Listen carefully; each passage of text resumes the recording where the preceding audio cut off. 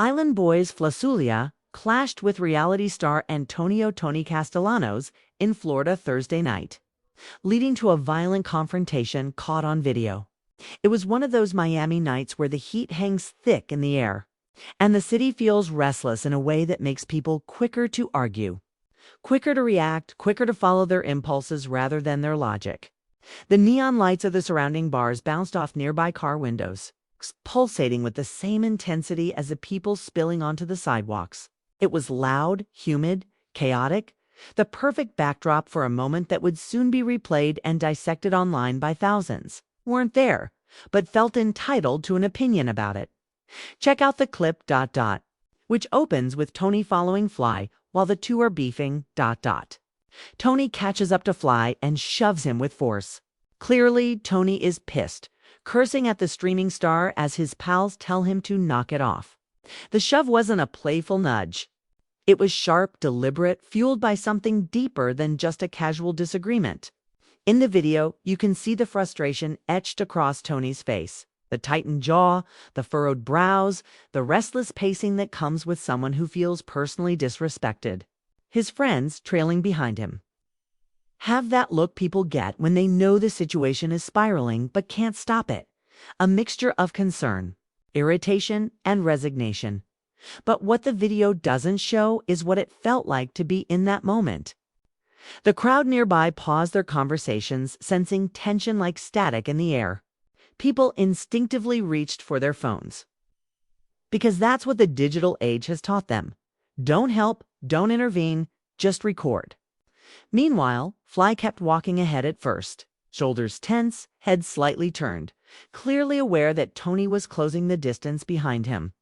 It wasn't until the shove finally hit his back that his posture stiffened. It's entirely a physical reaction that betrayed a mix of shock, anger, and wounded pride. Tony tells TMZ it all went down near Moxie's in Miami after he approached Fly, one half of the Island Boys duo, with his brother Cody Ockrid. Tony, who has appeared in Battle Camp and The Mole on Netflix, says he loudly called Fly and others NPCs, non-player characters, a Gen Z insult referring to someone as bot. And in the world Flyysoulja comes from, words like that cut deeper than people realize. It wasn't just an insult. It was a dismissal of his identity, a jab at the persona he built online, a claim that he was nothing more than a background figure in his own story. For someone who had clawed his way into relevance, sometimes through controversy, sometimes through determination, the insult landed like a slap. What Tony didn't understand in that moment was that Fly had been carrying the weight of years of mockery, memes, and online bullying. Being an island boy meant living in a world where millions laughed at you, mocked your appearance, your voice, your music, your choices. What started as a viral moment turned into a long, messy journey of fame, ridicule, mental health battles, and desperate attempts to stay afloat. So when Tony loudly called him an NPC, especially in public, especially in a crowded Miami street, it didn't feel like a random comment. It felt like the world once again trying to silence him. Fly got offended and started yelling back. According to Tony says, then claimed to be a gang member who has beaten up 40 guys just like him. Tony says he dared Fly to make it 41, and that's when things got physical on video. But that brief exchange barely captures the complexity of what went through both of their minds in those seconds.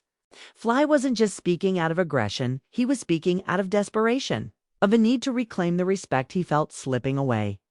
His words were reckless. Yes, maybe exaggerated, but they were also a shield.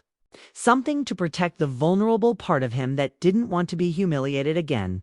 Tony, meanwhile, heard Fly's claim and saw it as bravado. To him, it sounded like a challenge. Reality TV had trained him to face conflict head-on, to meet intensity with intensity, to perform even in real life. When he shot back, "Make it 41, it wasn't just anger, it was ego, adrenaline. The need to stand his ground in front of everyone watching. They weren't two men thinking clearly. They were two wounded egos colliding in the worst possible environment. The shove that followed was the culmination of that tension, sharp, aggressive, entirely avoidable, yet somehow inevitable. People nearby gasped. Phones shot up into the air, and Fly stumbled forward slightly before regaining his balance. His face, when he turned back toward Tony, carried a complicated expression.